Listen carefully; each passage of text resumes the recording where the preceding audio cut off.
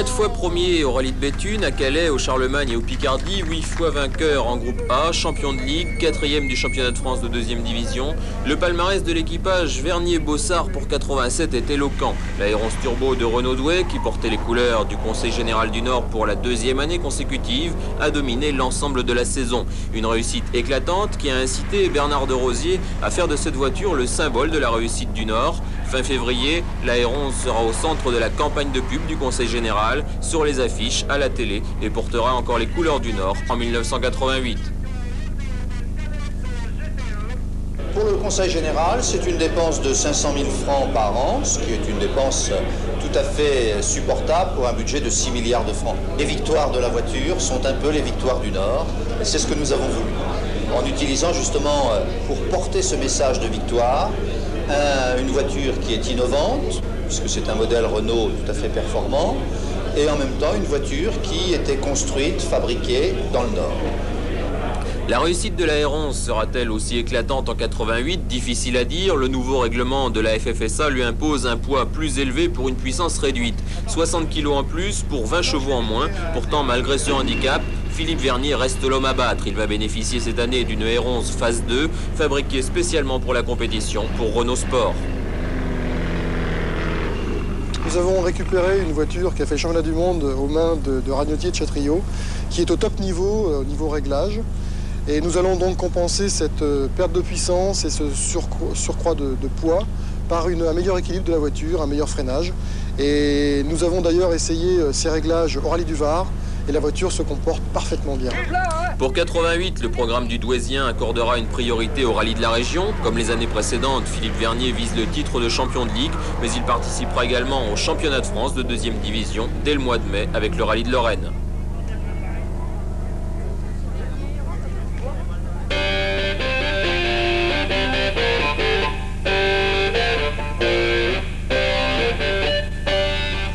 Ultime préparatif et ultime reconnaissance du parcours cet après-midi pour les pilotes normands. Suite à l'annulation du rallye de la Côte-Fleurie qui devait avoir lieu à Deauville, une dizaine de rallymen de Normandie sont en effet venus affronter les nordistes sur leur propre terrain dans le but de rééditer la performance de Jean-Michel Guégan. L'année dernière, Guégan avait remporté la première édition du rallye des géants avec sa R5 Turbo Tour de Corse. Toujours avec la même voiture, cette année, sa tâche risque d'être plus difficile qu'en 87. Si le temps reste à la pluie, quelqu'un comme Philippe Vernier avec sa Aérons Turbo devrait jouer les premiers rôles. Dernier préparatif également cet après-midi pour FR3. Notre station est en effet engagée dans la course sur la spéciale de FR3 Vambrechy. Filmée par 6 caméras, cette spéciale qui ne fait que 1 km 360 a nécessité la mise en place de 3 km de câbles. Avec la pluie et la boue sur cette route étroite, le spectacle est assuré. Pour Patrice Hainaut qui a testé le parcours pour nous cet après-midi avec sa BMW M3, l'essentiel sera de ne pas se laisser piéger. Le problème d'une première spéciale, c'est qu'on n'a pas couru depuis 3-4 mois environ. Les voitures sont froides nous-mêmes et ce qui est piégeux, c'est qu'elle fait 1 km 3 et les pneumatiques ne seront pas chauds du tout. Et il y a des pièges quand même parce qu'il y a quand même pas mal de virages resserrés avec des fossés avec beaucoup d'eau. Le fait qu'elle soit filmée par FR3, ça... c'est un plus, c'est un handicap parce qu'on sait que la caméra sera là. Limite, on n'a pas le droit à la faute, on voudra aller très vite. C'est une spéciale qui est très piégeuse.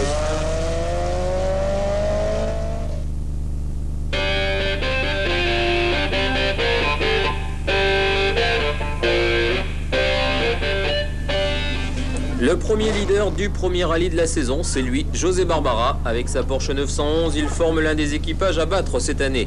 Dès la première spéciale, cet après-midi à Vambrechy, le pilote d'Air sur la Lys a pris de l'avance. 2 secondes sur son suivant immédiat, un écart qui a continué de croître pendant la première boucle. Après les 3 premières spéciales, Barbara a actuellement 22 secondes d'avance sur le Normand Jean-Michel Guégan, son rival de l'an dernier. Souvenez-vous, Guégan et sa R5 Turbo avaient remporté la première édition du rallye des géants et Barbara avait dû abandonner dans la dernière spéciale, victime d'un accident. L'édition 88 est donc placée sous le signe de la revanche. Pour l'instant, avantage à Barbara. Je ne vais pas dire que j'ai attaqué vraiment fort, mais j'ai essayé de rester, de ne pas faire de travers, de ne pas rater de freinage, rien du tout. Et apparemment, bon, tout s'est bien déroulé. Et l'année dernière, théoriquement, bon, si on n'avait pas gagné, on aurait fait 2e. On est sorti de la route, bon, ça arrive, hein. On ne peut pas faire une omelette sans casser les œufs, comme il m'a dit Paul Moulon l'année dernière. Bon, cette année, je vais essayer de faire l'omelette sans casser les œufs. Derrière Barbara et Guégan, on retrouve une autre R5 Turbo, celle de René Develay, qui d'ailleurs fait jeu égal avec Guégan. Et puis en 4e position, à 31 secondes, le champion de Ligue en titre, le Douaisien Philippe Vernier, avec sa R11 Turbo. Vernier qui trouve que sa voiture manque de stabilité. Puis le premier accident de la saison 88 a eu lieu au bout de seulement 500 mètres de spécial. Accident spectaculaire mais sans gravité. La 205 du Parisien Robin Rémy a mordu sur le bas-côté et est parti en tonneau. Rassurez-vous, le pilote et sa coéquipière n'ont rien, ils ont même pu repartir, mais avec plus de 25 minutes de retard.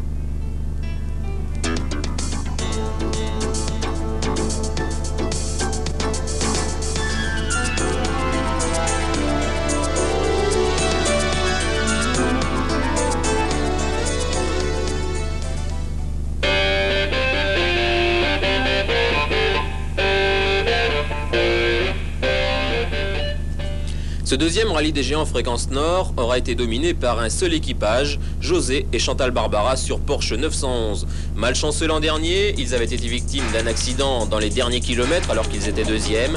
Cette année, ils ont pris leur revanche et n'ont laissé que des miettes à leurs poursuivants.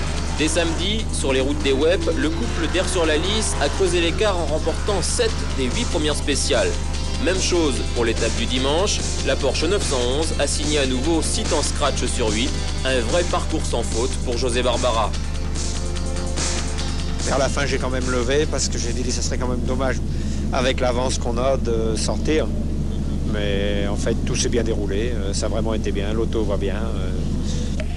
José Barbara, solidement accroché à sa première place, c'est pour les places d'honneur que la bagarre a eu lieu. Une bagarre dans la boue qui rendait certains passages aussi glissants que spectaculaires. Curieusement, le plus gêné sur ce parcours fut le pilote de Renault Douai. Ce week-end, Philippe Vernier avait bien du mal à garder sa R11 Turbo sur la route.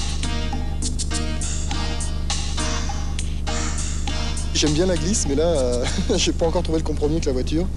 En fait, nous avons des nouveaux réglages de suspension, des nouveaux pneus. Et c'est amusant, mais le chrono apprécie beaucoup moins.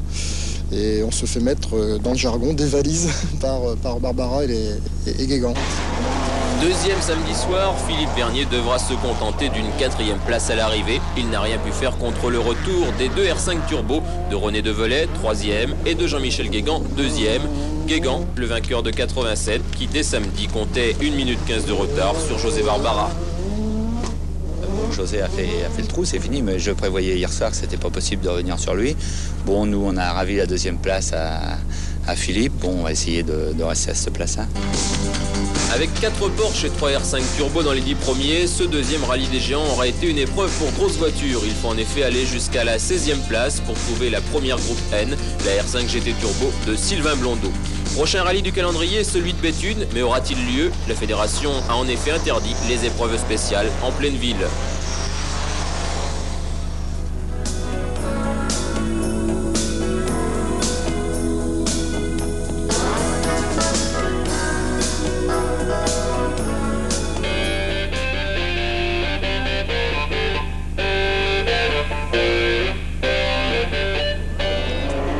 Le pont d'Avelette est un des hauts lieux du rallye de Béthune, c'est là qu'il y a le plus de spectateurs, autant qu'au rallye du Portugal, disent les spécialistes, aussi imprudents en tout cas. À cet endroit, les bords de la route sont noirs de monde et tous les ans, on se demande comment il n'y a pas d'accident. Cet après-midi, pour la 13e édition, le pire a été évité de justesse. Dans un virage, une Opel Corsa est montée sur la bordure et a fauché 7 personnes. Heureusement, plus de peur que de mal, juste quelques bleus, une fracture et une luxation de l'épaule. La 3e épreuve spéciale a été annulée, mais le rallye a pu reprendre avec cette fois des spectateurs plus conscients de la sécurité. La sécurité, le rallye de Béthune en a justement subi une des conséquences cette année. Le traditionnel prologue, qui se déroulait sur la zone industrielle de la ville, le zoning, a été supprimé, la fédération ayant estimé que les épreuves en ville étaient trop dangereuses, une interdiction qui a failli remettre en question l'existence même du rallye. c'est un peu dommage parce que c'était vraiment l'épreuve spectacle par excellence. Hein. Il y avait sur cette épreuve entre 5 et 10 000 personnes qui venaient y assister. C'est un peu dommage pour la beauté de ce rallye, c'est un fait. Si on analyse bien les textes de la fédération, en fait, ce n'est pas ce type d'épreuve qui était interdit, mais c'était les sprints en ville. Et on a un peu tout mélangé, encore une fois. Hein. On ne se soucie pas, en fait, des problèmes des organisateurs. On casse des choses comme ça un petit peu n'importe comment et c'est bien dommage. Alors c'est parti ici pour Philippe Vernier et Guy Bossard. Zoning ou pas zoning, outre Philippe Vernier et sa R11 Turbo, vainqueur en 87, cette 13e édition a tout de même réussi à attirer 84 voitures, dont 3 Porsche, 2 Lancia Delta et 5 R5 Turbo. Pour l'instant, après les premières spéciales, en groupe N, François Delcourt a signé les meilleurs temps sur sa Lancia 4 roues motrices, alors qu'au scratch, ce sont les Porsche du Parisien Bernard Delesalle et de José Barbara qui sont en tête, devant Philippe Fleury et Philippe Vernier.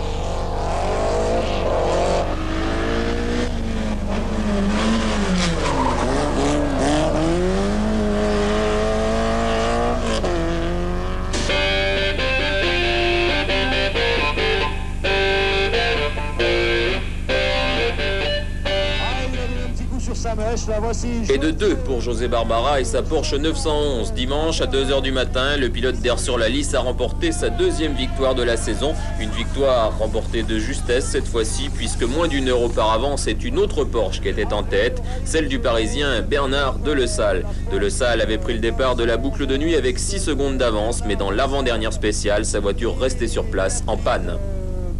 Au départ de l'avant-dernière spéciale, juste en ligne de départ, on a cassé une sortie de boîte. C'est-à-dire que j'ai plus de vitesse, j'avais plus rien du tout, je me suis arrêté au bout de 200 mètres. La bagarre entre les 2 Porsche a été l'événement majeur de cette épreuve. Dès le départ de la première boucle, le samedi après-midi, Bernard Delesalle et José Barbara ont creusé l'écart sur leur poursuivant, tout en restant dans un mouchoir. Les 2 Porsche étaient similaires? La sienne, je pense qu'elle est plus puissante que la mienne, puisque c'est un 3,5 litres, moi c'est un 3 litres, mais elles se tiennent l'une comme l'autre, puisque bon, dans les épreuves de jour, j'ai toujours été derrière ou devant. Je pense qu'elles sont l'une vaut l'autre. Hein. Et Bernard, c'est quand même un très bon pilote. Avec l'abandon de Delesalle, c'est Philippe Fleury et sa R5 Turbo Tour de Corse qui ont hérité de la 2e place. Pas pour longtemps, car le champion de Ligue 84-85 a été victime d'une pénalité pour avoir négligé de pointer dans les temps et pour 3 petites secondes, il cède sa 2e place au vainqueur de 87, Philippe Vernier. Victime d'un accident avec sa R11 la semaine dernière, le Douaisien s'est montré prudent ce week-end.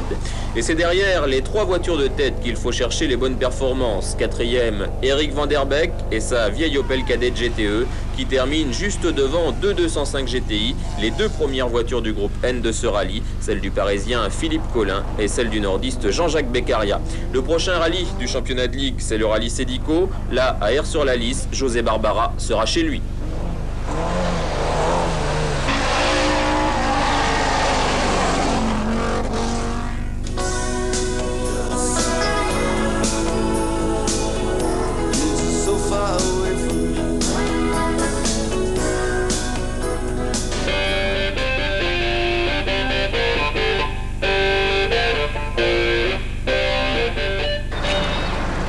La famille Barbara à Air sur la Lys, c'est tout d'abord le père, Roger. À 64 ans, c'est le doyen des rallymen nordistes. Il entame cette année sa 42e saison en compétition.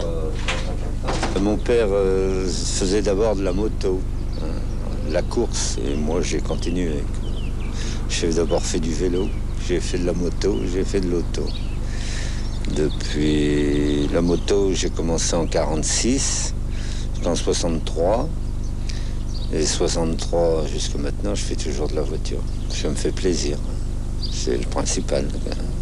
Puis alors après, je suis dans une ambiance qui m'empêche d'arrêter. Sa passion pour les sports mécaniques, Roger Barbara l'a fait partager à ses 4 fils. Dans les années 50, il le suivait sur les circuits de motocross, puis sur les rallyes, avant de se mettre à courir à leur tour. Et dans les années 60-70, les frères Barbara ont dominé le motocross nordiste en trustant les titres. Peut-être 22 ans de licence de moto. Des victoires, je les compte plus, parce qu'il y en a eu tellement, puis on oublie avec l'âge. À eux 5, José, Jean-Jacques, Roger, Paul et leur père ont accumulé plus de 1000 victoires en motocross. Aujourd'hui, seul Paul, le cadet, continue de courir en moto. Les autres ont suivi le même cheminement que leur père, vers l'automobile. Là également, les Barbara sont des passionnés. Pour le rallye Sédico, qui se déroule chez eux ce week-end, d'ailleurs sur la Lys, toute la famille sera au départ. En tout, 5 équipages. José et Chantal sur leur Porsche 911, avec laquelle ils ont remporté les 2 premiers rallyes de la saison. Roger, le père, sur l'Alpha GTV qu'il a préparé lui-même et qu'il utilise régulièrement en course de côte. Jean-Jacques, qui court sur une Nissan 240S et qui aurait dû finir 6e au dernier rallye de Béthune s'il n'avait été déclassé pour des pneumatiques non conformes. Roger fils, lui aussi avec une voiture japonaise, une Mazda 323 injection, ce sera son premier rallye depuis 20 ans. Quant au 5e pilote, il ne s'appelle pas Barbara, mais il fait pourtant partie de la famille. C'est Fabrice Créqui, le gendre de Jean-Jacques, qui court lui sur une Samba Rally. Ce week-end, l'ambition de la famille Barbara sera avant tout de participer et de terminer. Un seul d'entre eux vise la victoire finale. Il s'agit bien sûr de José, qui part favori, mais on est habitué.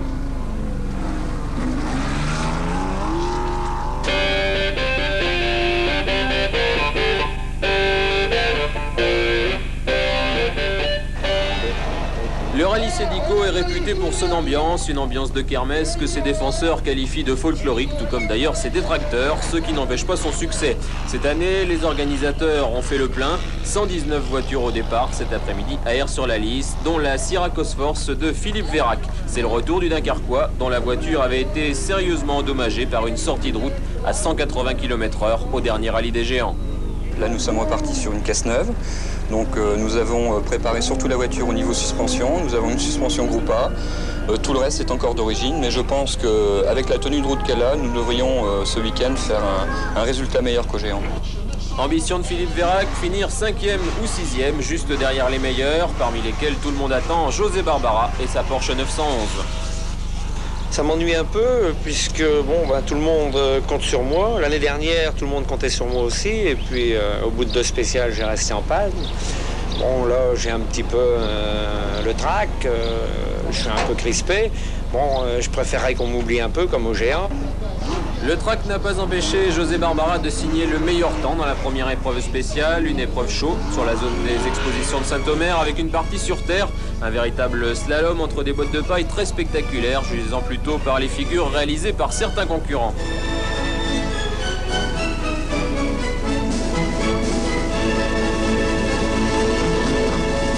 Dans cette spéciale, un homme a fait jeu égal avec José Barbara, c'est le Normand Jean-Michel Guégan, vainqueur en 87 avec sa R5 Turbo Tour de Corse. Bon, je me suis un peu plus appliqué qu'au rallye des géants parce que j'ai pris un peu de retard le samedi, donc j'ai pas voulu refaire ça aujourd'hui. Donc ce soir, je pense que ça sera beaucoup plus serré qu'au géant. Très serré, effectivement. Pour l'instant, après les 3 premières spéciales, une seule seconde sépare les 2 hommes à l'avantage de Guégan. Le 3e, Philippe Vernier, a déjà 27 secondes de retard. L'arrivée est prévue demain à 16h30.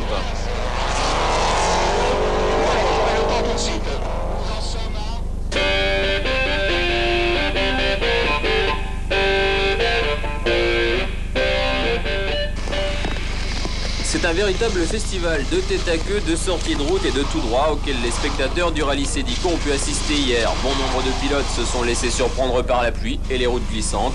Les leaders n'y ont pas échappé. José Barbara lui-même a abîmé l'avant de sa Porsche. En circuit, on a pris un peu le bas-côté et on est parti en tête à queue dans une V. Mais on a eu la chance que là, elle n'était pas trop solide, ce qui fait que ça nous a renvoyé sur la route. On est reparti. Cette mésaventure n'a pas empêché le pilote d'Aire-sur-la-Lys de remporter une nouvelle victoire. La pluie l'a même un peu aidé. Hier matin, il avait 4 secondes de retard sur son rival, le Normand Jean-Michel Guégan. Quand il s'est mis à pleuvoir, Guégan n'a pas eu le temps de changer de pneumatique et a dû concéder du terrain. 22 secondes en 4 km 800 dans la spéciale de Linghem. Un retard suffisamment important pour séparer les 2 hommes jusqu'à l'arrivée. J'attaque plus déjà, là on fait les mêmes temps, on continue. Bon, si José refait une petite bêtise comme tout à l'heure, ça pourrait me profiter, mais enfin je pense que le rallye est joué. À l'arrivée, Barbara avait 20 secondes d'avance sur Guégan. Derrière eux, le trou était fait déjà depuis samedi, ce qui n'a pas empêché une belle bagarre pour la 3e place entre Philippe Fleury sur R5 Turbo et Philippe Vernier sur sa R11. Des 2 Philippe, c'est le Douaisien qui a eu le dessus, mais loin derrière les 2 premiers. Il y a 2 pilotes qui jouent devant tout seuls comme des égoïstes, Guégan et Barbara. Et nous, je pense à Philippe Fleury moi-même, on est derrière. Et, sincèrement, j'ai vraiment attaqué. D'ailleurs, j'ai baissé les temps de l'année dernière, donc je trouve que je ne suis pas un ton en dessous. Mais il n'y a rien à faire, on ne peut pas aller les chercher. J'ai réussi à accrocher un temps scratch ex aequo avec Barbara lorsqu'il s'est mis à pleuvoir. Malheureusement, il n'a pas pu assez, il a fallu encore un peu plus d'eau. Duel également dans le groupe N, remporté par Olivier Vofflet sur R5 GT Turbo devant une autre 5 GT, celle d'un des espoirs du sport automobile dans le Nord, le jeune Sylvain Blondeau. Dans le groupe B, victoire de la Nissan 240 de Barbara, Jean-Jacques de son prénom, un des frères de José, avec la victoire au scratch. En groupe F et en groupe B, la famille Barbara, qui est également un des sponsors du rallye Cedico, a marqué cette épreuve de son empreinte et il paraît que ce n'est pas fini. Eh ben, on espère gagner, à chaque fois, pourquoi pas. C'est possible? C'est possible, oui, oui.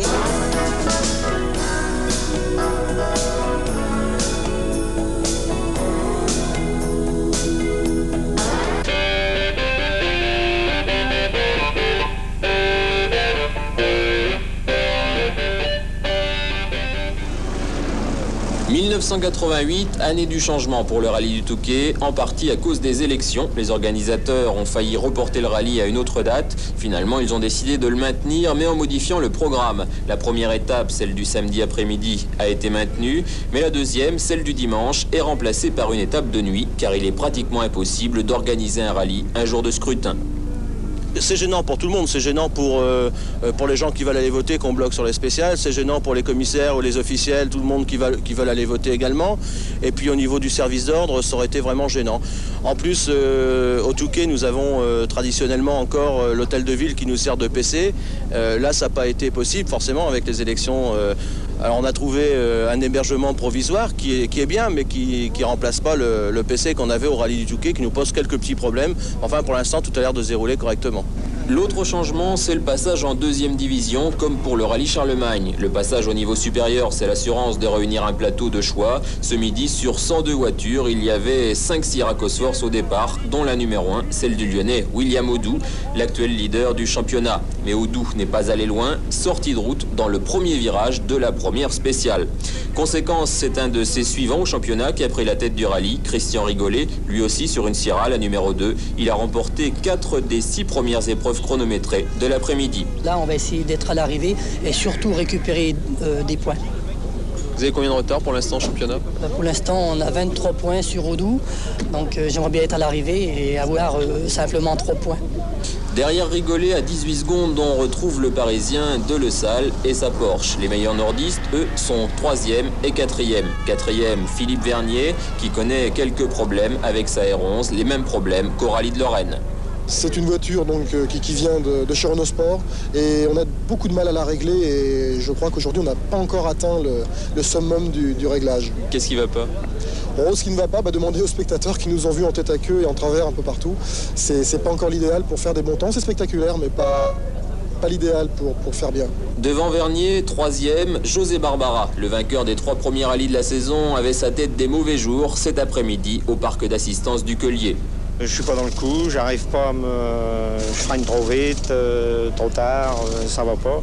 Il sera difficile à José Barbara d'aller chercher sa 4e victoire de la saison au Touquet, mais il reste encore l'étape de nuit à parcourir avant l'arrivée à 3 h du matin.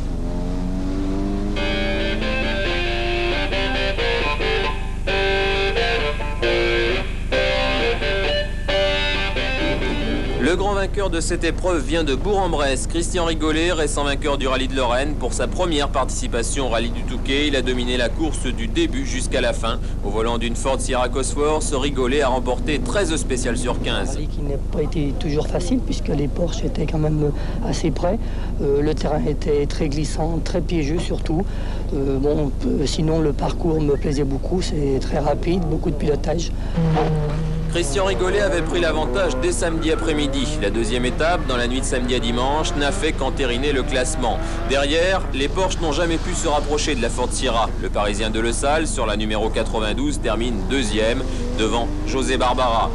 Un José Barbara qui a eu beaucoup de mal à prendre le rythme du rallye et qui, pour la première fois de la saison, a dû se contenter de la 3e place. Autre déception chez les nordistes, l'abandon de Philippe Vernier samedi soir, un problème de turbo sur la Renault 11. Derrière les 3 premiers, on retrouve la Golf GTI de l'Alsacien Pascal Macraire et l'Opel Manta de Paul Molon, qui a profité des spéciales de nuit pour remonter de la 10e à la 5e place. En groupe N, victoire d'un pilote de la Côte d'Azur, Patrick Postillon sur Golf GTI, mais le groupe N a longtemps été ultra dominé par une Ford Sierra, celle de Christophe Doris, qui a dû abandonner pour un problème d'embrayage. Finalement, de l'avis général, ce 28e rallye du Touquet a été beaucoup moins animé que prévu.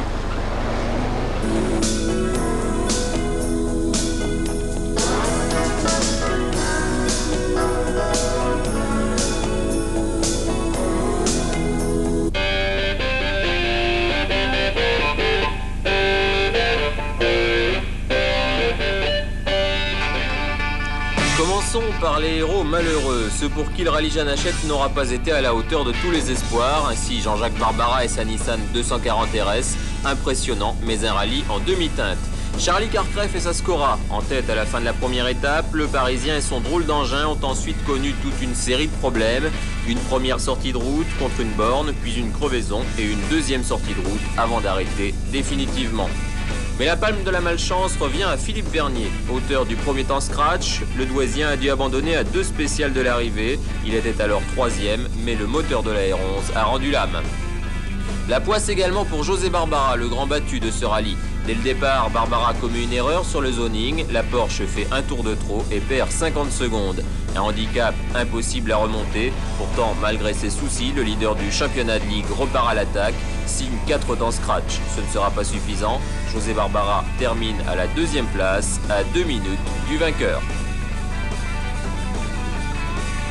Et le vainqueur, le voici, Philippe Fleury et CR5 Turbo Tour de Corse pour le Picard, un rallye sans histoire. L'ancien champion de Ligue 84-85 signe à Beauvais sa première victoire d'un rallye national.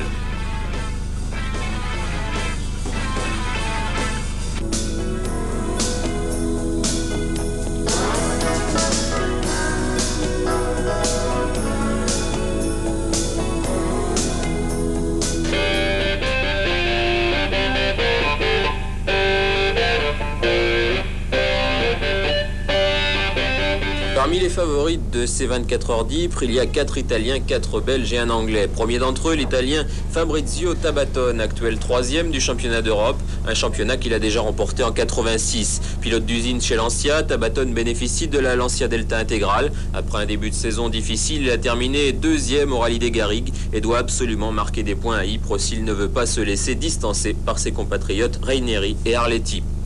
Michele Raineri, actuel leader du championnat d'Europe, c'est le champion d'Italie en titre, ancien pilote Lancia. Il joue cette saison les troubles faites au volant d'un coupé Audi Quattro sur lequel il a terminé 2e du rallye des Sables d'Or en Bulgarie. À Ypres, Raineri a un handicap, c'est sa première participation.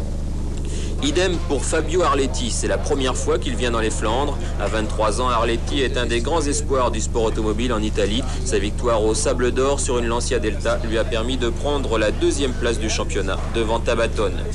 Le 4e des mousquetaires italiens est un outsider de charme, Paola De Martini, 23 ans, la révélation du début de la saison. Du haut de ses 1,60 m au volant d'une Audi Quattro, elle a remporté le rallye de Saint-Marin. À Ypres, Paola De Martini a d'ores et déjà remporté un grand succès auprès des spectateurs. Sur les routes flamandes, les 4 Italiens auront en face d'eux des adversaires de taille. Les BMW M3 de l'équipe Bastos avec 2 Belges au volant. Sur la numéro 1, Patrick Snyders, 2 fois 2e à Ypres. Et sur la numéro 4, Marc Duez, vainqueur en 82. 2 pilotes qui ont l'avantage de bien connaître le terrain. C'est le cas également pour leurs compatriotes Drumans et Van de Voer sur Ford Sierra. Et du vainqueur de l'année dernière, le Britannique Jimmy McRae sur la Sierra numéro 2, qui lui vient à Ypres pour la 5e fois consécutive.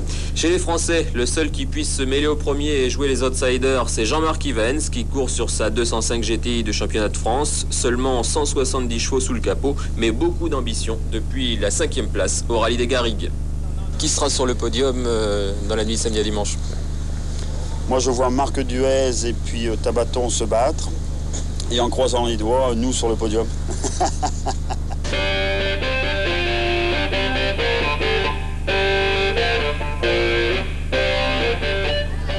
La première étape des 24 heures d'Ypres permet en général de faire une première sélection parmi les prétendants à la victoire. C'est ce qui s'est passé hier soir, mais il est encore trop tôt pour dire qui va l'emporter. Pour l'instant, en tête, ils sont 3.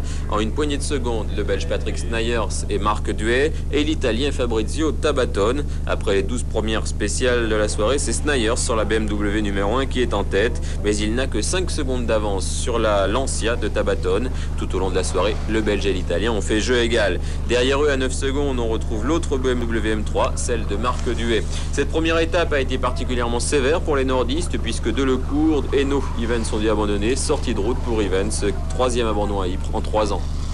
On commençait à reprendre un peu le rythme des spéciales d'Ypres et un peu chaud, un freinage un petit peu trop tardif. Je suis parti légèrement de l'avant, on a glissé un peu sur une nappe de boue séchée.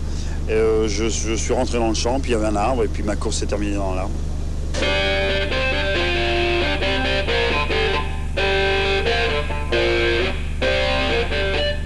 Ils sont 4, 3 Belges, Snijers, Duez et Droomans, plus un Italien, Tabatone. Ces 4 pilotes, ce sont les principaux animateurs de l'édition 88 des 24 heures d'Ypres. Depuis le départ, hier à 18h30, ils font jeu égal. Patrick Snijers a toutefois réussi à prendre quelques secondes d'avance la nuit dernière dans la première étape. Avec sa BMW M3, il est en tête du rallye, mais avec seulement 14 secondes d'avance sur son coéquipier Marc Duez. Duez, avec l'autre BMW du team Bastos, très spectaculaire, a réussi à reprendre la 2e place à l'Italien Tabatone. L'ancien champion d'Europe, désavantagé par un terrain que ses adversaires connaissent par cœur, espérait la pluie pour que sa Lancia puisse prendre l'avantage sur les BMW, mais elle ne tombe que par intermittence. Tabatone est maintenant menacé par un 3e pilote belge, Robert Droomans. Droomans réalise les meilleurs temps depuis le début de l'après-midi après avoir connu des problèmes de turbo sur sa Ford Sierra. Pour l'instant, 22 secondes séparent le premier du 4e après 212 km d'épreuves chronométrées, c'est peu. Le vainqueur de l'édition 88 devrait donc être un de ces 4 hommes, mais il reste encore 18 spéciales à parcourir avant l'arrivée. Il est probable qu'au moins un d'entre eux commettra une faute d'ici là, comme c'est arrivé au pilote italien Luigi Canini. Alors qu'il chauffait les pneus de sa Lancia cet après-midi, il a fait un plongeon dans le canal avec sa voiture, plus spectaculaire que grave, mais pour lui, le rallye est terminé. Chez les nordistes, après les abandons hier soir de Jean-Marc Ivens, François Delecourt et Patrice Hainaut, c'est Dorothée Jacquemin qui est la mieux classée, 35e avec 18 minutes de retard. Elle est à la fois première française et première femme de ce rallye.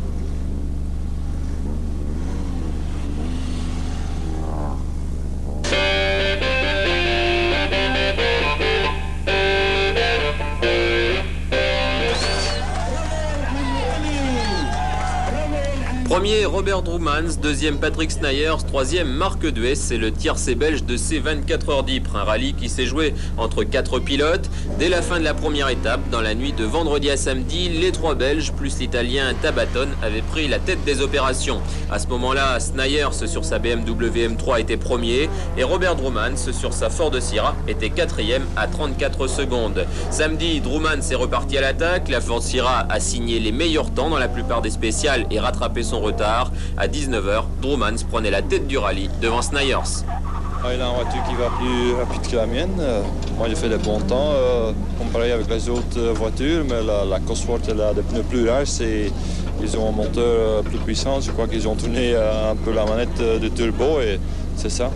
En fait, dans la première étape, Robert Droomans avait été ralenti par des problèmes de frein et de direction assistée. Problème résolu samedi matin, ce qui explique sa domination en fin de rallye. À la fin du parti d'hier soir, on a changé les disques de frein.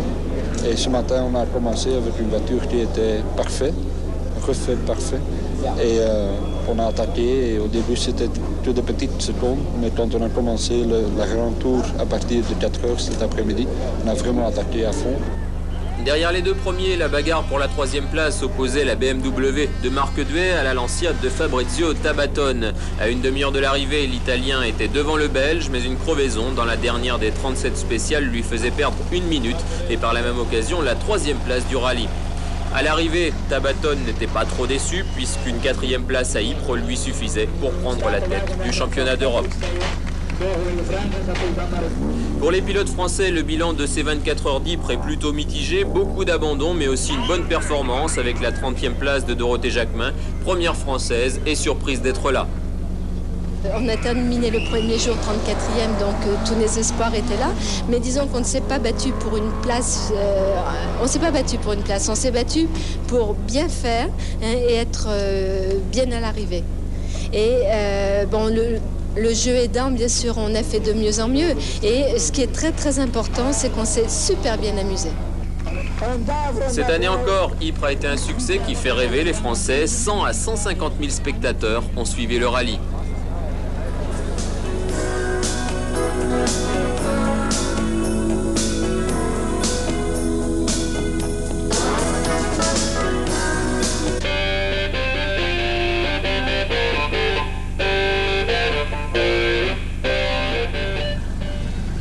Simplicité et décontraction, tel est l'état d'esprit des membres du Calais Auto Racing pour la deuxième édition du rallye de Calais. Mais organiser celui qu'on appelle le petit rallye d'avant les vacances n'est pas si simple.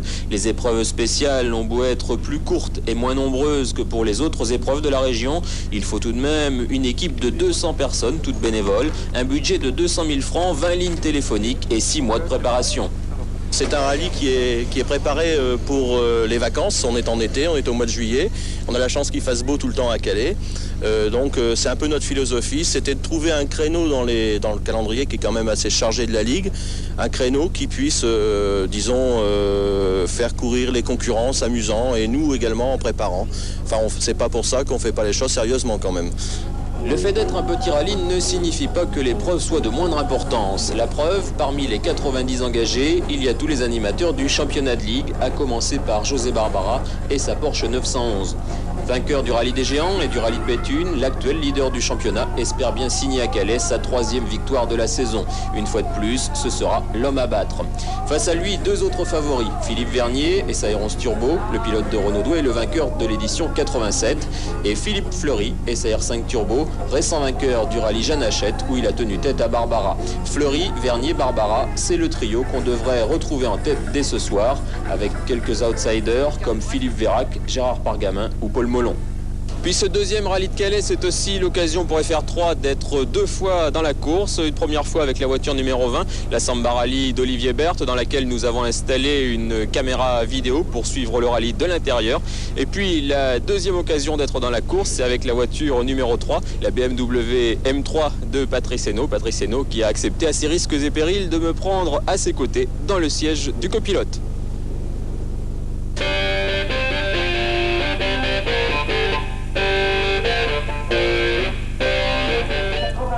La joie de José Barbara, la satisfaction de Philippe Vernier et la déception de Philippe Fleury. Les visages à l'arrivée à Calais reflétaient bien le déroulement du rallye. Une épreuve qui a été marquée par la météo.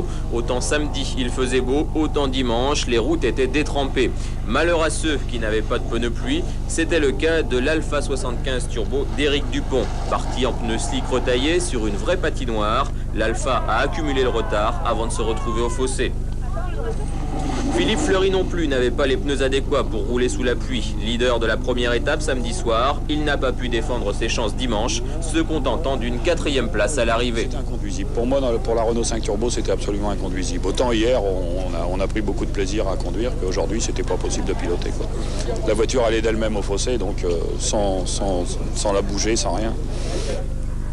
Fleury distancé, c'est José Barbara qui a pris la tête, suivi de très près par Philippe Vernier. Barbara a toujours conservé l'avantage, mais il n'y a jamais eu plus de 19 secondes d'écart entre la Porsche et la Renault 11 Turbo. On a toujours réussi à maintenir une petite marge entre 5 et 15 secondes. Au départ de la dernière spéciale, on avait encore 13 secondes d'avance. Bon, Vernier nous a pris que 6 secondes, donc il restait encore 7.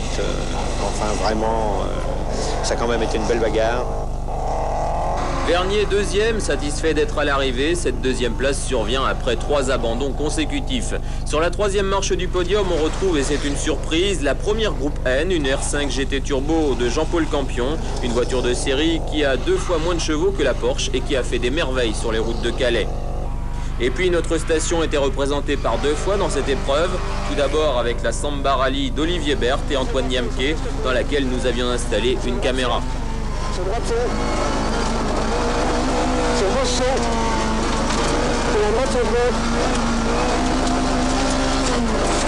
Malheureusement, dimanche matin, Olivier Berthe a dû abandonner au départ de la 2e étape. Le couple conique de la Samba était cassé. Plus de chance pour l'autre voiture FR3, la BMW M3 de Patrice Hénault. Là, le copilote n'était autre que votre serviteur. Après un départ laborieux, nous avons réussi à remonter de la 24e à la 9e place avec brio, comme vous pouvez en juger.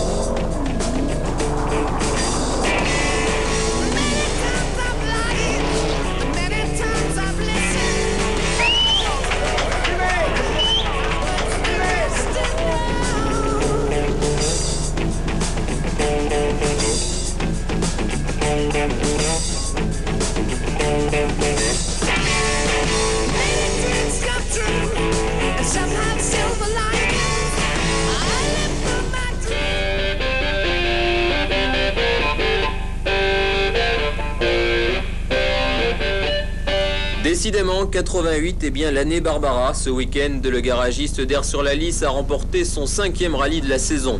Après les géants, Béthune, le Cédico et Calais, la Porsche jaune et rouge a dominé le rallye du Nord, et ce, du début jusqu'à la fin. José Barbara a signé 11 temps scratch en 14 spéciales. Malgré cette domination sans partage, la 4e édition du Rallye du Nord n'a pas été sans intérêt, loin de là. Les organisateurs ont mis sur pied un rallye à la hauteur de leurs ambitions, avec beaucoup de spectacles. Spectacles hors course avec 2 ouvreurs de choc, Guy Fréclin et surtout Jean-Marc Ivens. Au volant de la voiture 0, une 405 Mi 16, ce dernier s'en est donné à cœur joie sur les routes des Flandres.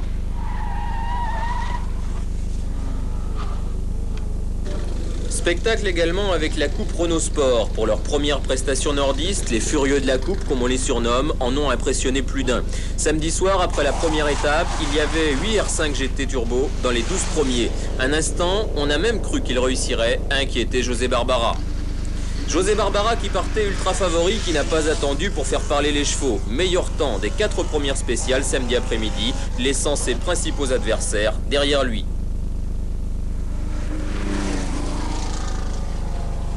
Ainsi, Philippe Fleury, sa R5 Turbo, un départ tranquille, le place en 3e position samedi soir, à 35 secondes de la Porsche, et juste devant la Sierra Cosworth d'un Philippe Vérac survolté.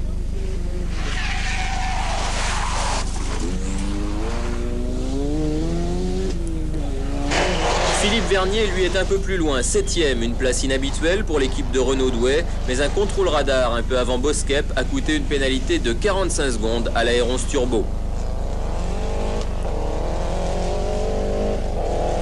En cette fin de première étape, surprise, le dauphin de José Barbara n'est pas un nordiste mais un méridional, Sylvain Polo, un des pilotes de la Coupe. Sa 2e place est d'autant plus inattendue que seulement 5 petites secondes séparent la Porsche de la R5 GT. À Hasbrook, hier matin, l'ambiance était donc à l'incertitude au départ de la 2e étape. Allait-on assister à un duel inédit entre José Barbara et Sylvain Polo? Eh bien, pas du tout. José Barbara a remis les pendules à l'heure dès la première boucle en réalisant 3 nouveaux temps scratch. L'écart va se creuser d'autant plus que la malchance va frapper successivement tous ses adversaires.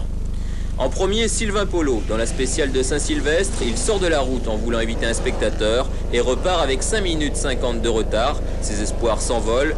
Polo finira 11e. Sortie de route également pour le Bordelais Henri Deponce qui était 5e et qui doit abandonner. Son frère Dominique devient alors le pilote de la Coupe, le mieux placé.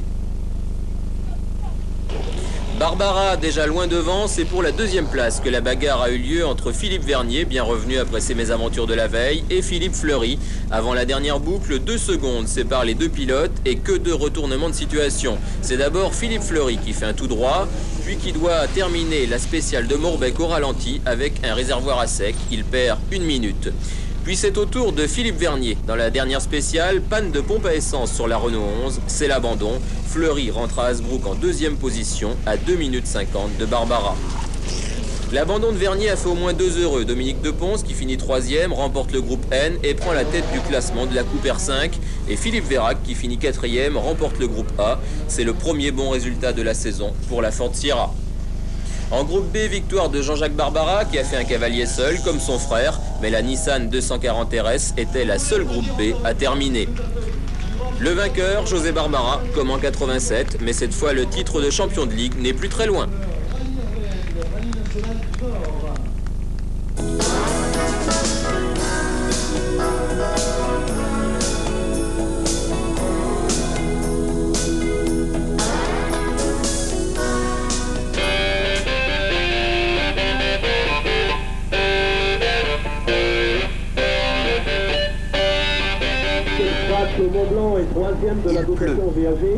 Il pleut samedi matin sur Amiens et ça veut dire que dès la présentation des voitures, on sait que ce 13e rallye de Picardie va se jouer serré.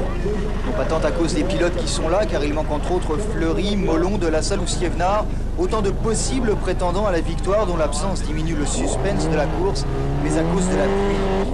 Car sur sol mouillé, les petites voitures ont autant de chances que les grosses. Or, des petites voitures, il y en a ici énormément. Et dès le début, elles font parler leur motricité. À l'issue du prologue, le grandissime favori, José Barbara et sa Porsche 911 sont 7e. C'est la surprise. C'est surtout difficile de rester sur la route parce qu'on a beau avoir de la puissance, mais la puissance, il faut la maîtriser. Et sous la flotte, c'est pas évident. Le tombeur de Barbara, le vainqueur du prologue, n'a qu'une 205 GTI. Sur sol sec, il n'a aucune chance contre une Porsche et il le sait. Bon, le rallye commence, il est encore très long. Il faut voir à la fin du rallye s'il continue à pleuvoir ou si c'est sec. Je pense qu'il n'y a aucun problème pour que la Porsche soit devant. Si c'est mouillé, on a encore nos chances. Vous priez pour qu'il pleuve? Bah oui. Barbara, Pradel, Pradel, Barbara. Dans 12 spécial, un des deux hommes sera vainqueur. Désormais, il y a une course dans la course. Je vais attaquer fort les deux spéciales qui viennent pour essayer de faire un peu le trou et puis après on verra. Et les deux hommes se livrent alors le combat des secondes. À l'issue de la 4e spéciale, Barbara prend la tête du classement général. Après la 5e, il distance de 9 secondes. Pradel, désormais 3e, est devancé par une autre 205 GTI, celle de Fabien Denlen. On est alors à mi-course et il y a deux 205 GTI aux 3 premières places. Le gros moteur a peut-être parlé, mais jusqu'à présent, on a été pratiquement sous l'eau. Ça sèche un peu maintenant. Bon, c'est un peu dramatique maintenant parce on n'a plus droit à l'erreur. Et j'ai mis des pneus mix. Bon, est-ce que j'ai fait un bon choix? Est-ce que j'en sais rien? On va voir. Et il a raison de douter puisqu'aidé par la pluie et la nuit, Gérard Pradel revient à la première place. Il gagne ce rallye avec 6 secondes d'avance sur José Barbara après avoir remporté 3 spéciales et le prologue. Et il prend par la même occasion une option sur la victoire finale en Coupe 205 GTI. Gérard Pradel, un pilote qui a fait ici une très grosse impression.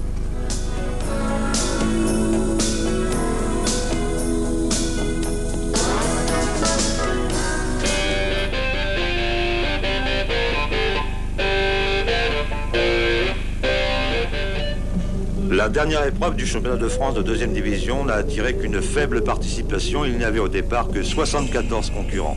Parmi les absents, Christian Rigolet, vainqueur du Touquet, déjà assuré du titre, et Philippe Vernier, récemment touché par le décès de 2 de ses mécaniciens. Dès la première spéciale, la course devait être neutralisée par un grave accident. La R5 GT Turbo numéro 35 de Jean-Luc Mercier effectuait plusieurs tonneaux et fauchait 4 spectateurs placés devant les barrières de sécurité. Bilan, 1 mort, 3 blessés. Les barrières de sécurité étaient placées aux endroits voulus. Ils avaient même été reculés par le commissaire très loin. Et bon, les spectateurs, voyant certainement très mal, n'ont pas respecté les consignes de sécurité alors qu'elles avaient été rappelées de nombreuses fois par le commissaire en question. Les commissaires décidaient d'attribuer aux concurrents qui avaient été neutralisés un temps de 10 minutes et 11 secondes. Parmi eux, José Barbara sur sa Porsche numéro 64, qui courant dans le groupe B, ne pouvait participer au classement inter, victime du règlement. La course reprenait ses droits et l'on assistait à une formidable bagarre entre la Sierra Cosworth numéro 1 du Stéphanois Jacques Tasso et la BMW M3 numéro 5 du Lorrain Philippe Kruger. Au terme de la première journée, qui devait se terminer très tard, Tasso devançait Kruger de 30 secondes. Dans le rallye national, Philippe Fleury, qui était revenu à la hauteur de Barbara, devait abandonner au départ de la 5e spéciale, victime d'une panne d'embrayage. Dimanche, à 3 spéciales de l'arrivée, les positions s'étaient resserrées. Il reste 3 spéciales. Est-ce que vous pensez combler votre retard là maintenant? J'espère, tout le monde l'espère, mais je peux pas vous dire. C'est un rallye d'entraînement. Je ne veux pas prendre des risques qui soient inconsidérés. Oui, on a des problèmes, le moteur commence à chauffer, alors j'essaye de ne pas trop tirer et je laisse partir un petit peu Krüger, ma foi. Tant pis, si je termine pas premier, ça sera dommage, mais enfin, je peux pas défendre mes chances régulièrement. Au départ de la dernière spéciale, Krüger, qui avait été pénalisé de 30 secondes pour avoir été poussé dans le parc, revenait à 1 seconde de Tasso. Le Stéphanois prenait alors tous les risques et partageait finalement la première place avec Krüger. C'était le règlement qui devait les départager. Tasso, ayant effectué le meilleur temps dans la première spéciale, était déclaré vainqueur. J'ai attaqué dans la dernière parce elle était courte, elle faisait 8 km, donc ça n'a pas eu le temps de beaucoup chauffer. Pour la 3e place du podium, Sylvain Blondeau sur R5 GT Turbo devançait d'1 seconde seulement le Valenciennois Olivier Wolfé. Belle performance pour Dorothée Jacquemin sur 205 GTI qui prend la 5e place et remporte la Coupe des Dames. Mais le grand bonhomme du Charlemagne aura été José Barbara, meilleur temps, tout classement confondu.